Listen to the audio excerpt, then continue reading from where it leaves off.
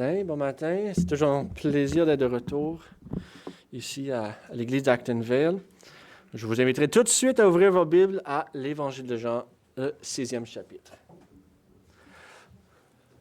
Ce matin, nous allons poursuivre notre troisième étude sur la déclaration de Jésus où il dit que « Je suis le pain de vie ». Ce matin, nous allons focuser sur les versets 41 à 51. Le titre de ce message, c'est « Le salut est à notre Dieu ». Jean 6, versets 41 à 51. Je vous inviterai à vous lever pour la lecture de la sainte parole de notre Dieu. Versets 41 à 51. Les Juifs murmuraient à son sujet parce qu'il avait dit « Je suis le pain qui est descendu du ciel ». Et il disait « N'est-ce pas là Jésus, le fils de Joseph, celui dont nous connaissons le père et la mère? Comment donc dit-il « Je suis descendu du ciel » ? Jésus leur répondit « Ne murmurez pas entre vous. Nul ne peut venir à moi si le Père qui m'a envoyé ne l'attire, et je le ressusciterai au dernier jour. Il est écrit dans les prophètes. Ils seront tous enseignés de Dieu, ainsi quiconque a entendu le Père et a reçu son enseignement vient à moi. C'est que nul a vu le Père, sinon celui qui vient de Dieu, celui-là a vu le Père. En vérité, je vous le dis, celui qui croit en moi a la vie éternelle. Je suis le pain de vie. Vos pères ont mangé la manne dans le désert et ils sont morts. C'est ici le pain qui descend du ciel afin que celui qui en mange ne meure point. Je suis le pain vivant qui est descendu du ciel. Si quelqu'un mange de ce pain, et le pain que je lui donnerai, c'est ma chair, que je donnerai pour la vie du monde. Cela conclut la lecture de la parole de Dieu. Prions. Seigneur Jésus, nous te remercions pour ta parole immuable et éternelle. Tu es le pain de vie qui nous soutient jusqu'à la vie éternelle. Sois avec nous ce matin alors que nous entendons ta parole. Sois avec ton peuple pendant que nous étudions un sujet difficile. Garde-nous humbles et bénis la prédication de ta parole. Amen. Vous pouvez vous asseoir. Quand il fait un gros soleil, pendant l'été, il fait chaud, je suis certain, qui ont pensé, surtout parmi les enfants, de faire cuire un œuf sur l'asphalte. C'est quelque chose que moi j'ai fait quand j'étais petit. J'ai déjà essayé une fois ou deux, puis ça n'a jamais fonctionné. C'était pas assez chaud. Et en fait, ma mère m'a chicané parce que j'ai gaspillé un œuf. Mais si un enfant le fait, il va peut-être être un peu chaud pendant qu'il dort, puis il va chercher une crème glacée pendant que ça cuit. Mais sous le soleil, la crème glacée, ça ne fait pas le même effet qu'un œuf. En fait, ça fond. Et même ça fond vite. Le même soleil qui peut cuire un œuf va faire fondre la glace. Et les paroles de Jésus agissent de la même manière. Jésus prêche les mêmes paroles. Et certaines s'endurcissent et le rejettent. Et d'autres s'attendrissent et accueillent ce message avec des bras ouverts. Il n'y a pas de différence dans les messages. Mais c'est quoi la différence qui cause, c'est quoi l'effet qui cause le changement dans ces personnes? Pourquoi certaines sont-ils offensées et rejettent le message de Jésus lorsque d'autres le reçoivent avec joie? C'est quoi la différence? Dans nos derniers sermons, nous avons examiné les passages précédents de son merveilleux parabole, le pain de vie. Les versets 26 à 33, nous avons abordé les différents motifs que certains ont pour venir à Jésus. Après le miracle de la multiplication des pains, beaucoup ne voyaient en lui qu'un simple guérisseur, un faiseur de miracles. Ils sont venus à lui comme Jésus le boulanger et non pas Jésus le Messie. Ensuite, nous avons vu au verset 34 à 40 que quand même l'incrédulité de la foule, cela ne va pas arrêter ou empêcher notre Dieu. Jésus a continué à corriger et à affirmer son message pour qui il est et c'est quoi sa mission. Il a expliqué le plan éternel de notre Dieu pour sauver son peuple. Un plan qui ne sera pas bloqué par personne, même notre incrédulité. Il est un créateur grand et puissant. Il n'y a rien qui peut empêcher que ses plans s'accomplissent. Il leur présente tous les éléments de son plan éternel, établi depuis le fondement du temps. Et maintenant, ce matin, nous allons voir comment ce plan s'accomplisse vraiment dans le temps. Comment ça s'accomplisse dans le peuple de Dieu.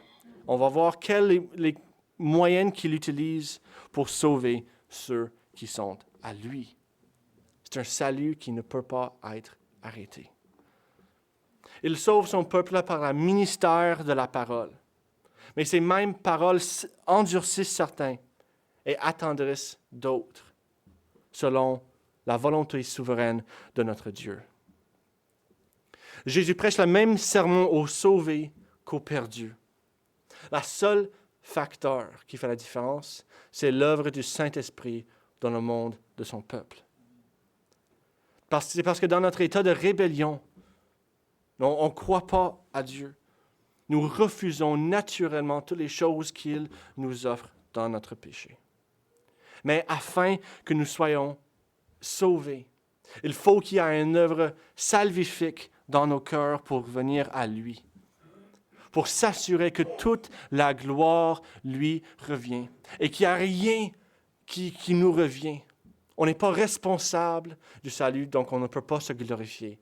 Tout revient à notre Dieu parce que le salut est à lui. Ce salut ne nous appartient pas. Et c'est exactement ce que la grande foule proclame. En Apocalypse 7, verset 10, il dit « Le salut est à notre Dieu qui est assis sur le trône. » C'est le salut de notre Dieu qui dispense sur nous. Nous, des pécheurs misérables. Et comme nous avons vu la dernière fois, nous sommes morts dans nos péchés. Et nous ne pouvons rien faire pour recevoir ce qu'il nous donne. Il faut qu'il nous la donne pour l'avoir. Nous ne prenons pas le salut par nos propres forces. Il nous est donné. Christ a accompli l'œuvre de la rédemption sur la croix. Il a accompli l'œuvre de la régénération dans nos cœurs afin que nous venions à lui. Et le plan de ce matin va avancer pas à pas dans la section suivante pour voir comment ce plan s'accomplisse dans chacun des croyants. Là, il n'y a pas du tout d'ambiguïté. Jésus explique clairement, exactement comment il sauve son peuple. Et comment les personnes, les croyants ne sont pas responsables de leur salut. Ils ne sont pas responsables des bases ni des moyennes. Ça appartient uniquement à notre Dieu. Le point numéro 1, le scandale du Christ, versets 41 à 43. Et c'est là où ici on établit le besoin d'une intervention divine dans nos vies. Et également les mystères de la foi. Beaucoup ont été scandalisés par les paroles de Jésus et offensés régulièrement par toutes les choses qu'il dit, et même sa personne. Et ça cause plusieurs de retirer de lui. Au début de sa ministère, il y avait des grandes foules, mais à la fin, il restait juste quelques-uns. Ce qui nous amène au point numéro 2. Le salut est à lui seul, verset 44. Et c'est là où Jésus met toutes ses cartes sur la table, où il explique exactement comment le salut s'accomplisse. C'est que c'est lui seul qui sauve. Lui seul est responsable du salut de son peuple. Et là, point numéro 3, Christ révèle le Père. Versets 45 à 47. Après avoir expliqué comment ça se fait, il explique exactement comment ça va se passer dans nos vies. Comment le plan va transformer nos cœurs. Comment la grâce de Dieu interagisse en nous.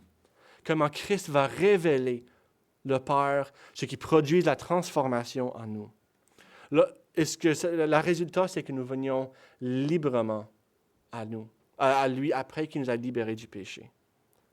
Et le point numéro 4, le pain qui donne la vie. Versets 48 à 51. Et là, il explique un peu comment nous devons répondre à sa parole. Et comment il prend soin de tous ceux qui viennent à lui. Et comment nous devons venir à lui par la foi pour manger le pain de vie qu'il nous donne. Christ est souverain sur chaque aspect du salut. Cela ne veut pas dire que nous sommes entièrement passifs, mais lui est l'ultime en contrôle de tout. Il ne contrôle pas simplement les détails, mais il exerce réellement sa souveraineté sur chaque élément. Il exerce sa volonté divine en toutes choses, sans exception. Beaucoup sont appelés dans le ministère de Jésus, mais ultimement peu sont choisis. Il est le capitaine de notre salut, dirigeant toutes choses sans commettre d'erreur. C'est ça la puissance de notre Dieu, parce que le salut appartient à notre Dieu. Christ est venu sauver des pécheurs. Et la parole de Dieu accomplisse cette mission dans le peuple de Dieu. Le travail d'attirer de ses élus vers lui. Donc, commençons par le premier point, le scandale de Christ, versets 41 à 43. Ce n'est pas un secret que tout où Jésus allait, du monde était offensé. Les enseignements qu'il donnait suscitaient des réactions fortes même. Ultimement, ça conduit à sa mort parce que les choses qu'il a enseignées. Par contre, même aujourd'hui, peu se rebellent contre les choses morales que Jésus dit. Ce n'est pas vraiment ça le point d'accrochage. Il n'y a personne qui va faire des objections quand Jésus enseigne les choses de la loi. Comment obéir à la loi, comment être une bonne personne. Parce que les choses morales, c'est pas ça qui cause le péché de réagir en nous. Mais c'est les mystères de la foi, les éléments très profonds qui nous causent de rebeller contre les choses qu'il nous dit. Verset 41 révèle et démontre exactement cette rébellion. Dans les sections précédentes, Jésus entremêle les enseignements sur le salut avec des images provocantes qu'il faut manger son chair et boire de son sang. Il utilise ces images pour enseigner des choses très profondes de la foi, mais la foule, elle ne comprenne pas. Elle recule, elle fait des objections, elle essaie de rationaliser toutes les choses qu'il dit pour essayer soit de comprendre ou ultimement juste passer de côté ou rejeter les choses qu'il avait à dire. Les versets 41 à 43 ne sont qu'un autre exemple des murmures du peuple contre les enseignements de notre Dieu. Mais plus précisément, cette foule, ils sont offensés par deux choses. Ils sont offensés par la personne de Jésus, ainsi que ses enseignements. Ils sont surtout offensés parce que juste avant, Jésus dit qu'il est Dieu. Il dit que c'est lui qui est descendu du ciel. C'est des affirmations divines. Et également, comme j'ai mentionné, il évoque des images de cannibalisme, de manger quelqu'un et de boire son sang. C'est un peu bizarre, c'est un peu malaisant, honnêtement, si on réfléchit un peu. Il y a une réalité qui correspond à ces mots, mais ultimement, c'est des images qui correspondent à des vérités profondes dans le message et le ministère de Jésus. Donc, leur première réaction, c'est de penser, comment ça se fait? Comment est-ce qu'il peut être celui qui est descendu du ciel? Comment est-ce qu'il peut dire de telles choses? Ça donne qu'ils sont profondément scandalisés par ces mots. Alors, il essaie de la rationaliser, il essaie de comprendre ou de trouver des failles dans son message. Verset 42. N'est-ce pas là Jésus, le fils de Joseph, celui dont nous connaissons le Père et la Mère? Comment est-ce qu'il peut être descendu du ciel si on sait c'est qui ses parents, s'il est né parmi nous? Ça n'avait pas de sens. Comment ça fait ensemble, comment? Ce sont des très bonnes questions. C'est des questions naturelles et logiques à poser. Mais si vous n'êtes pas vraiment familier avec la foi chrétienne, vous pourrez poser les mêmes questions. Comment est-ce que Jésus peut être Dieu et né parmi nous? Cela, c'est un mystère de la foi. Nous confessons que Jésus est né d'une vierge, mais que c'est par le Saint-Esprit qui a causé cette naissance. Et Jésus a pris la forme humaine par ses moyens. Je ne vais pas trop développer ces idées, mais c'est vrai qu'il est Dieu, qu'il est descendu du ciel et qui est quand même né parmi nous. C'est le Dieu fait chair. L'incarnation même. C'est difficile à saisir, mais nous devons la confesser parce que c'est exactement ce qu'il dit. Cependant, les esprits de ces peuples qui ont posé cette question leur a empêchés de voir la réalité de ce sujet. L'esprit humain n'aime pas ces choses, les choses qu'il trouve difficiles à comprendre. Ça nous pousse naturellement de rationaliser, d'essayer de modifier, de comprendre, ou même de rejeter ultimement son message. Et c'est exactement ce que les autres font. Ils vont utiliser des éléments physiques pour essayer de comprendre des choses spirituelles. Et c'est ce qui est arrivé dans le passé. Et c'est exactement la même affaire, la même situation aujourd'hui. Rien n'a changé en 2000 ans. Mais nous devons accepter les mystères et les éléments difficiles de la foi chrétienne. Si on est honnête, la foi chrétienne, elle est remplie des mystères de Dieu, mais nous devons la confesser quand même. Il y a des mystères aux éléments les plus profonds de notre foi, par exemple la Trinité. Il y a certains éléments qu'on peut saisir. On peut confesser certains éléments, on a des notions, puis tout, mais ultimement, c'est des mystères qui sont à Dieu lui-même, que nous n'avons pas accès. Comment est-ce que Christ lui-même peut être descendu du ciel et pris chair? C'est un autre mystère. Donc, quelle devrait être notre réaction à ces mystères, à ces paroles difficiles, à ces images provocantes? Devons-nous rejeter le Christ comme tout le monde autre ont fait?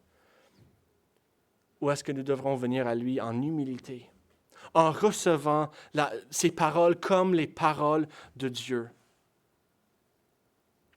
À la fin de son parabole, il y a beaucoup qui sont partis.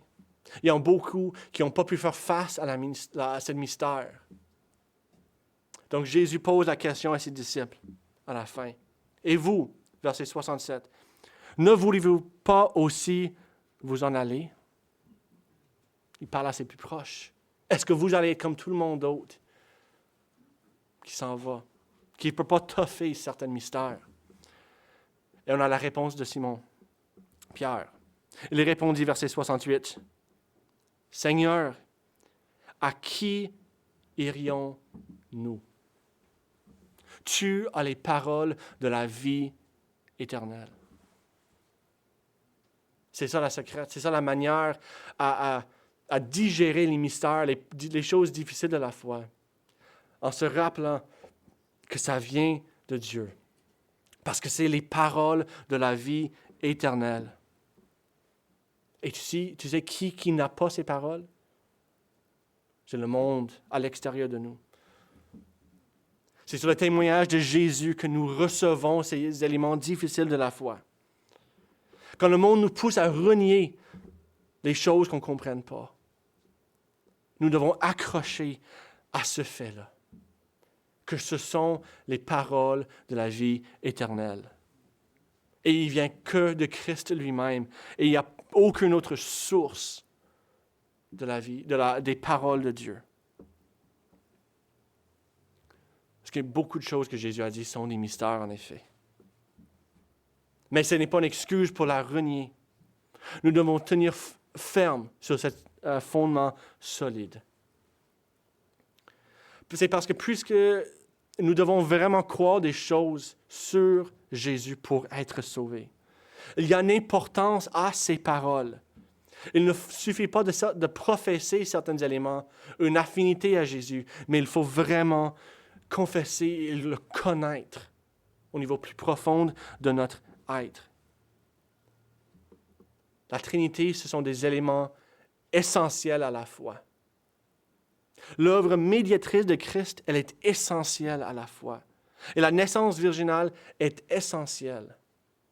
Ce sont trois grands mystères que nous devons croire, peu importe si on la comprend ou non. Il y a une différence entre saisir et comprendre. On peut saisir ces éléments, ces mystères, mais ça ne va pas du tout qu'on les a compris au complet. C'est comme être au bord de l'océan. Tu peux regarder, tu peux voir la grandeur de l'océan. Je peux te montrer sur une map, ça fait tel kilomètre, puis tout. Mais ça ne va pas du tout que tu as saisi, t'as saisi c'est quoi la profondeur de cet océan, tous les détails. Mais tu peux regarder et voir la splendeur et la gloire de toutes les choses qui sont révélées dans la parole. C'est ça ce que ça veut dire de saisir ces éléments, ces mystères. Et c'est là ce que nous devons faire avec beaucoup de choses que Jésus nous donne, de reconnaître parce qu'il est infini, beaucoup des choses qu'il dit reflètent un Dieu qui est infini, que nous, des créatures finies, ne pouvons pas comprendre au complet. Et tout cela nous amène à un des mystères les plus profonds de la foi, la relation entre le salut et le rôle de Dieu là-dedans. L'homme étant mort dans ses péchés, comment peut-il être sauvé? L'homme en rébellion à Dieu, comment peut-il être réconcilié à lui? Parce que Jésus explique tout de suite après, dans les prochains versets, comment ça se fait. C'est quoi le mystère du salut? Et comment est-ce que notre Dieu est au contrôle de chaque élément? C'est parce que notre salut, ça ne nous appartient pas. Comme j'ai dit dès le début, cela appartient à notre Dieu. Ce qui m'amène à mon deuxième point.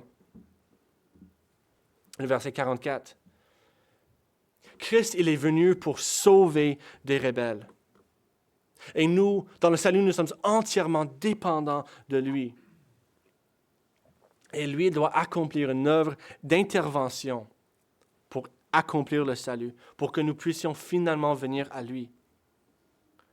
L'aspect le plus fondamental de l'Évangile, c'est que nous ne pouvons pas nous sauver nous-mêmes. Nous sommes dépendants de quelqu'un d'autre. La question se pose, vous êtes responsable de quels éléments de l'Évangile? Et comme Jonathan Edwards a bien répondu à cette question, nous sommes responsables du péché qu'il a rendu nécessaire. C'est ça la seule responsabilité que nous avons. À part ça, le reste appartient à notre Dieu. Verset 44, lisons-le. Nul ne peut venir à moi si le Père qui m'a envoyé ne l'attire, et je le ressusciterai au dernier jour. Donc nous allons examiner ce verset vraiment en détail, étape par étape, pour considérer les trois propos. Donc commençons par le premier aspect. Nul ne peut venir à moi. Ceci est une négation universelle. Aucun homme n'a la capacité de venir à Dieu par lui-même. Personne, à aucun moment, ni dans le passé, ni dans le futur. Nous ne pouvons pas le faire de notre propre volonté. Et pourquoi? 1 Corinthiens 2, verset 14. L'homme naturel n'accepte pas les choses de l'Esprit de Dieu, car elles sont une folie pour lui. Et il ne peut les connaître parce que c'est spirituellement qu'on en juge.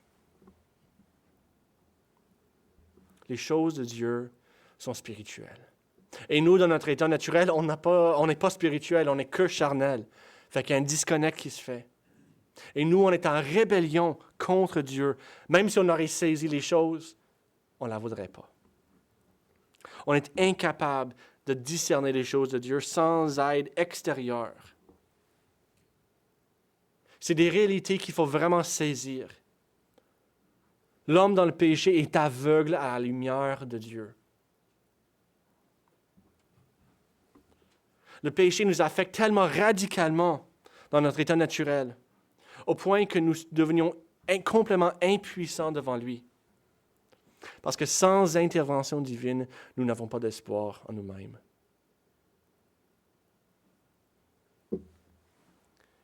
Mais l'espoir ne demeure pas avec nous. Verset 44 continue. « Nul ne peut venir à moi si le Père qui m'a envoyé ne l'attire. » C'est ça l'élément clé. C'est le Père qui nous attire à lui. Mais qu'est-ce que ça veut dire? Qu'est-ce que ça veut dire d'être attiré par Dieu?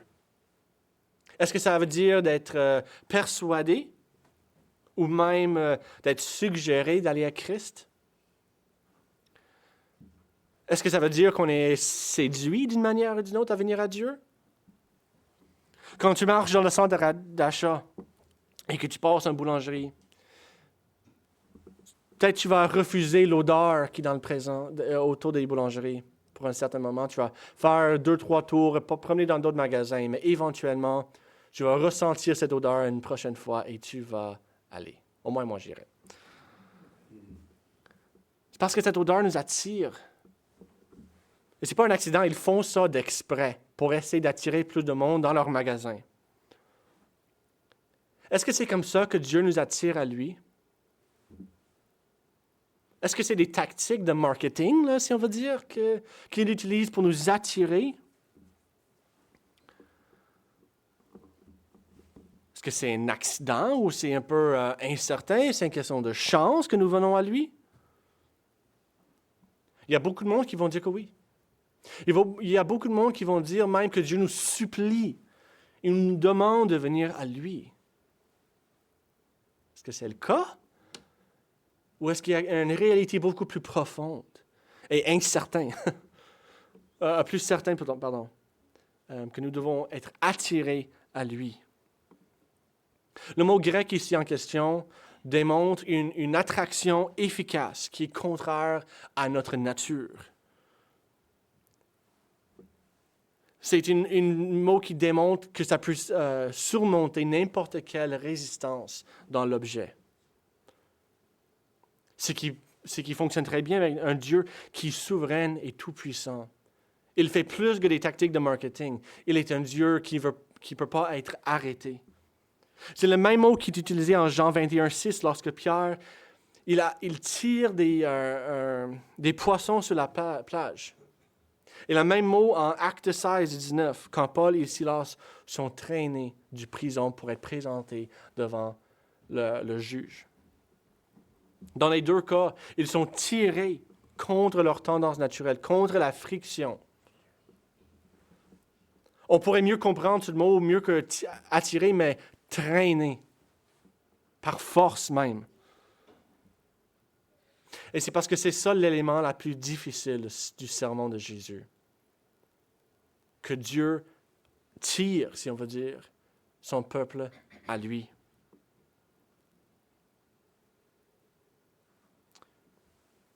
Ce qui nous amène au dernier aspect, verset 44, « Et je le ressusciterai au dernier jour. »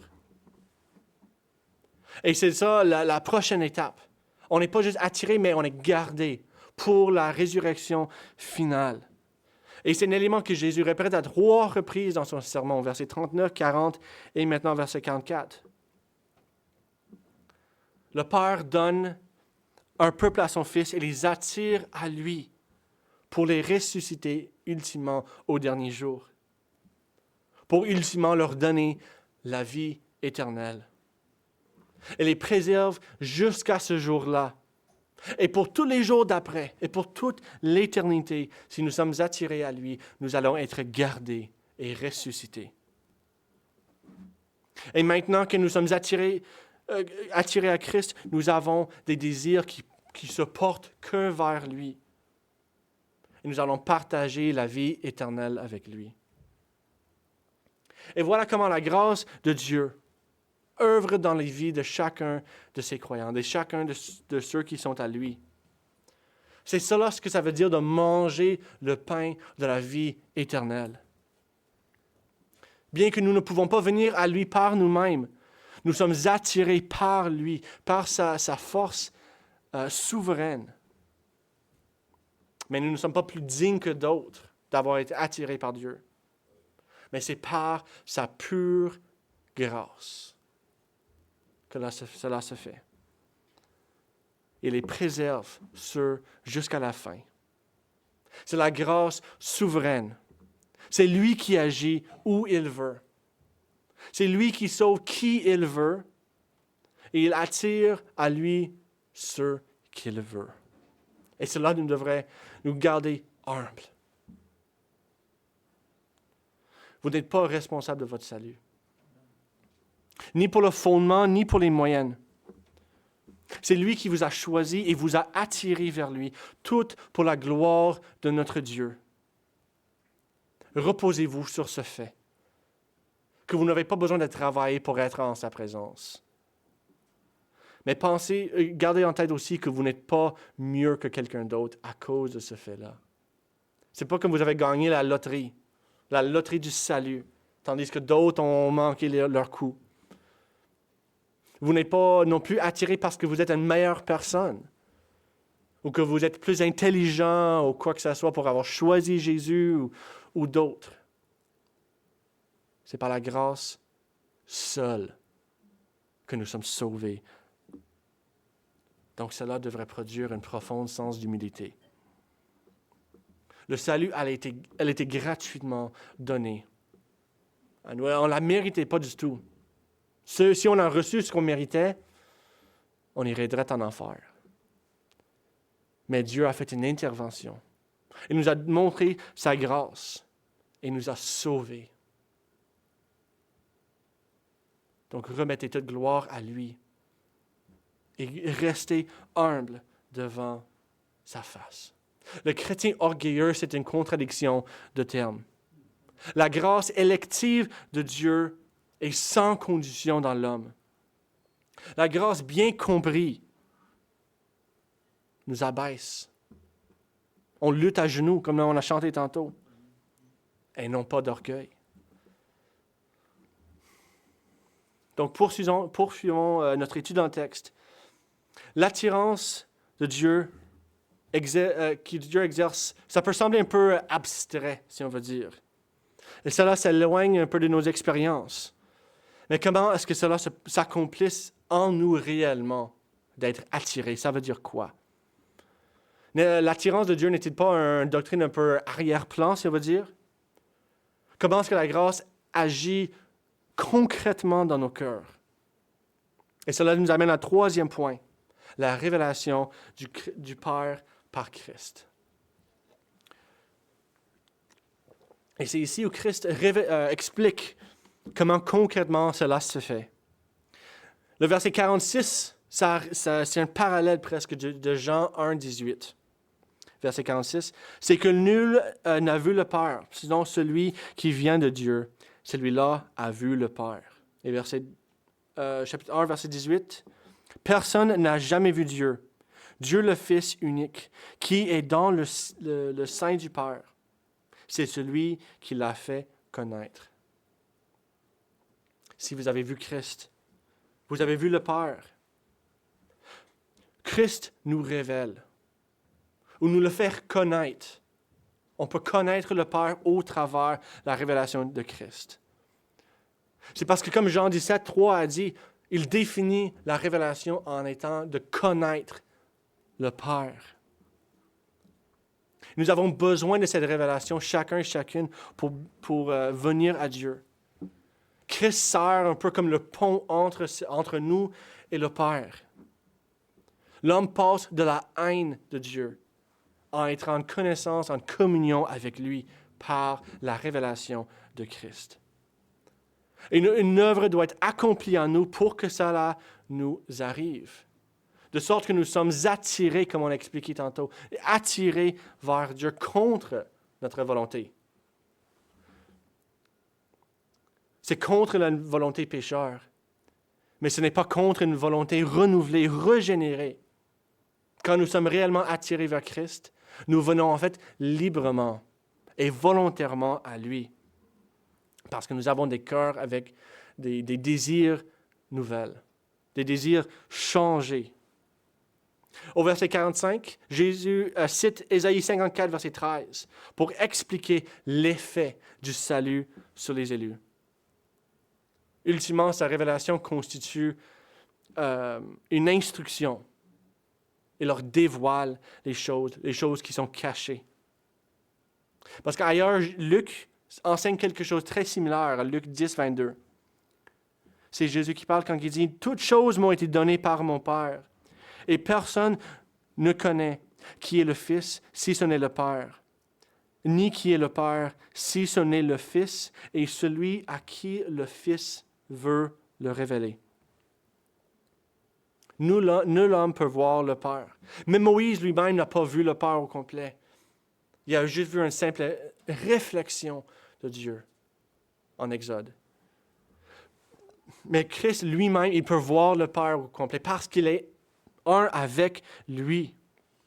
Et lui, il le révèle au monde autour de nous. C'est l'image visible du Dieu invisible. Et il fait cette révélation à ceux qu'il veut, selon sa volonté souveraine, comme l'a dit verset 45.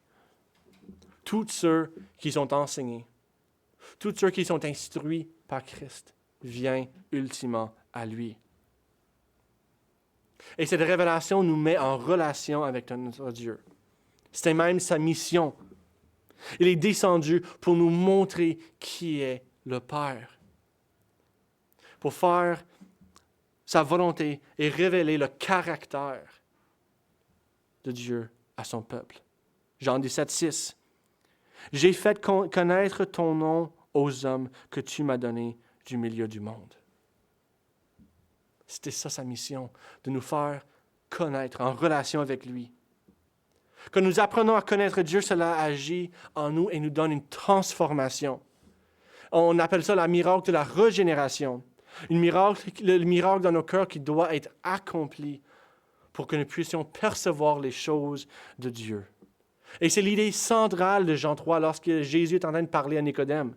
Verset 3. « Si un homme ne naît de nouveau, il ne peut voir le royaume de Dieu. » Et verset 5. « Si un homme ne naît de l'eau et d'esprit, il ne peut entrer dans le royaume de Dieu. » Ce sont des choses profondes. Il faut être né de nouveau, comme Jésus explique, pour même être en mesure de voir le royaume de Dieu. Ces deux versets travaillent ensemble et correspondent à la même vérité.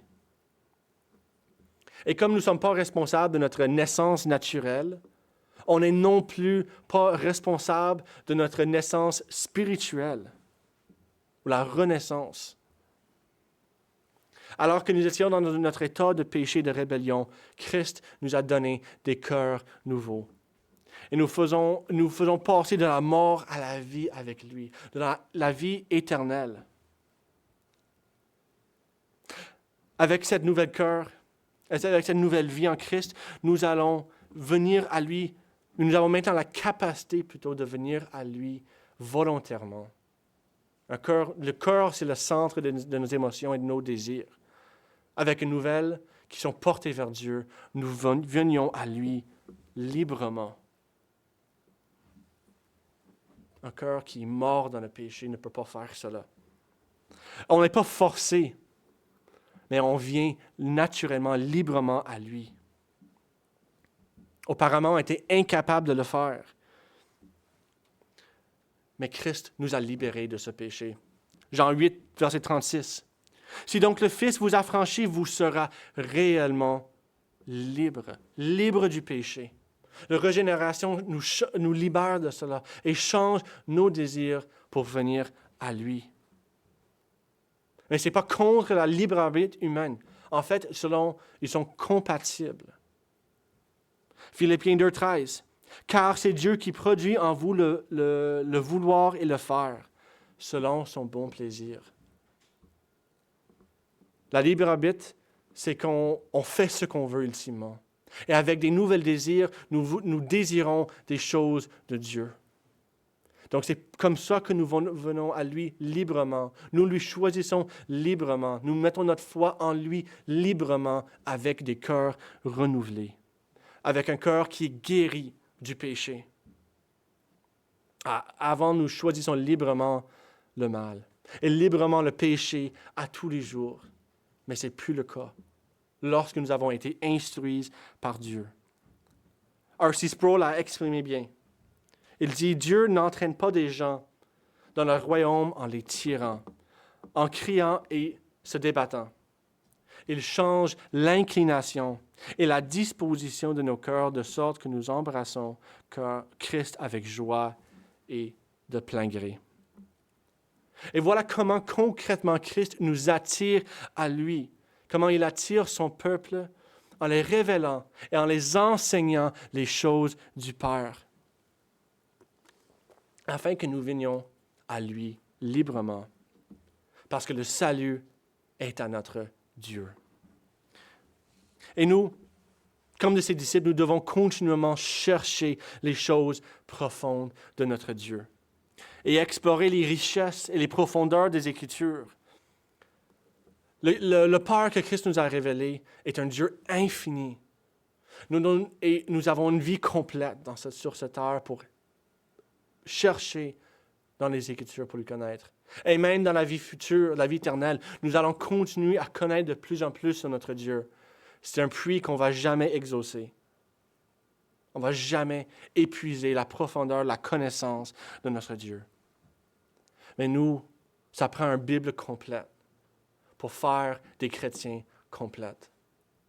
Donc, cherchez d'abord ce qui est écrit pour plonger, pour mieux connaître Christ dans toutes ses faces, dans tous les aspects de son personne et la révélation complète de notre Père. Parce que la mission de Jésus, si on veut dire, était pour venir enseigner son peuple. Et cela produit de l'édification, la sanctification parmi les croyants. Dans la parole de Dieu, on trouverait les paroles de la vie éternelle. Et nous devons répondre à cela par la foi, en embrassant ces mystères que Christ nous révèle, tout en demeurant fidèlement attachés à ce qui est écrit. Ce qui m'amène à mon quatrième point et dernier, le pain qui donne la vie, le verset 48 à 51. Après avoir expliqué comment Dieu contrôle souverainement le salut, il reprend son image au verset 48. Son image centrale, « Je suis le pain de vie ». Tout son discours tourne autour de cette affirmation centrale. Compte tenu de tout ce qu'elle a expliqué à son sujet, nous ne devons pas rester neutres devant cette réalité, devant cette révélation, devant cet enseignement que Christ nous a donné. Il nous appelle maintenant à manger le pain de la vie éternelle, le pain qui est descendu du ciel. Il pourvoit tous nos besoins. Il a sacrifié son propre corps qui est le pain descendu du ciel. Il a payé le prix nécessaire pour acheter le salut pour son peuple. Il répète tout cela à plusieurs reprises, que quiconque croit en lui, quiconque mange de son corps et boit de son sang aura la vie éternelle. Notre foi est en lui. Et notre confiance en son œuvre de salut est intimement reliée à la vie éternelle. Et cette vie éternelle, c'est le pain de la vie qui est son corps. Verset 49, il reprend la comparaison avec la manne qu'il a déjà utilisée à plusieurs reprises pour dire qu'il est la meilleure manne qui est venue. Les Israélites dans le désert ont mangé le pain pendant 40 ans. Mais ils sont morts après avoir mangé ce pain. Ce n'était pas le pain de la vie éternelle, le pain qu'ils avaient vraiment besoin. Ce pain était une préfiguration qui pointait vers le vrai pain qui venait dans l'avenir. Mais si vous mangez ce pain, vous n'allez pas mourir comme les Israélites dans le désert. C'est ça ce qu'il est en train de dire. C'est un pain, une vie éternelle que vous recevrez si vous la prenez. Il est le pain descendu du ciel, comme le dit verset 51. Je suis le pain vivant qui est descendu du ciel. Si quelqu'un mange de ce pain, il vivra éternellement. Et le pain que je lui donnerai, c'est ma chair. Et je donnerai pour la vie du monde. Son corps est donné à la place de la nôtre, car il est l'agneau de Dieu qui ôte le péché du monde. Il nous donne un cœur nouveau, de sorte que nous sommes attirés efficacement à lui pour être en relation avec lui. Il nous dit que nous devons manger sa chair et boire son sang. C'est un appel bizarre, si on est honnête. Mais elle est appliquée, elle est envoyée à chaque chrétien de manger. Et même envoyée aux incrédules de venir à lui. Nous mangeons son corps et buvons son sang par la foi et la repentance. C'est ultimement une décision de vie ou de mort. Car si vous ne la faites pas, les conséquences sont très graves. Il explique en verset 53. Si vous ne mangez la chair du Fils de l'homme, et si vous ne buvez son sang, vous n'avez point la vie en vous-même.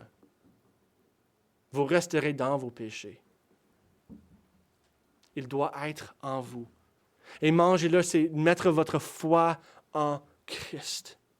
Et c'est quelque chose que nous devons faire personnellement. Il ne suffit pas de dire ou de savoir des choses sur Christ. Il faut vraiment le connaître. Il faut vraiment faire ça au niveau personnellement et de le recevoir comme roi, comme capitaine de notre salut. Autrement dit, il ne faut pas être des professeurs de la foi, mais des possesseurs. Et pour tous ceux qui ont déjà fait cela, vous devez dépendre de lui pour votre vie à chaque jour. Il nous donne la vie. C'est notre pain quotidien.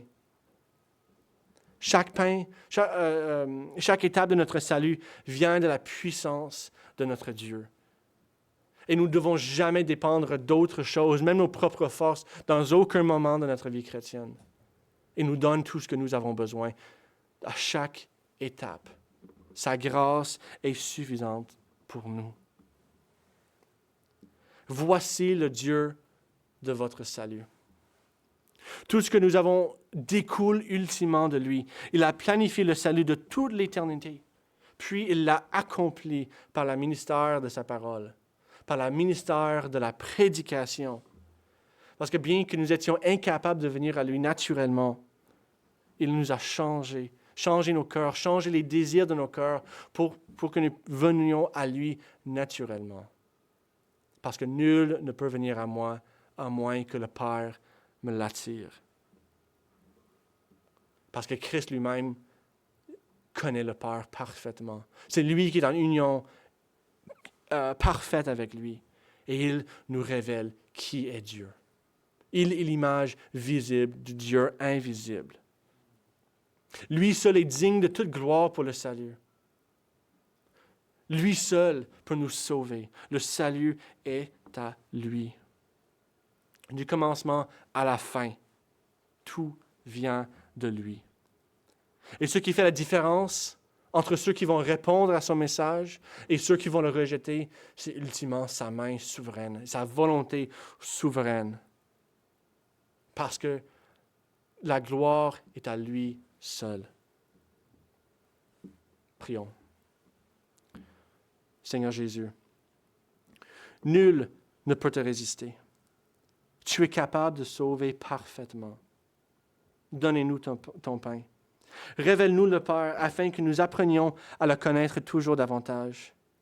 Que ta parole fasse ton œuvre dans ton peuple. Que ta parole soit bénie. Amen.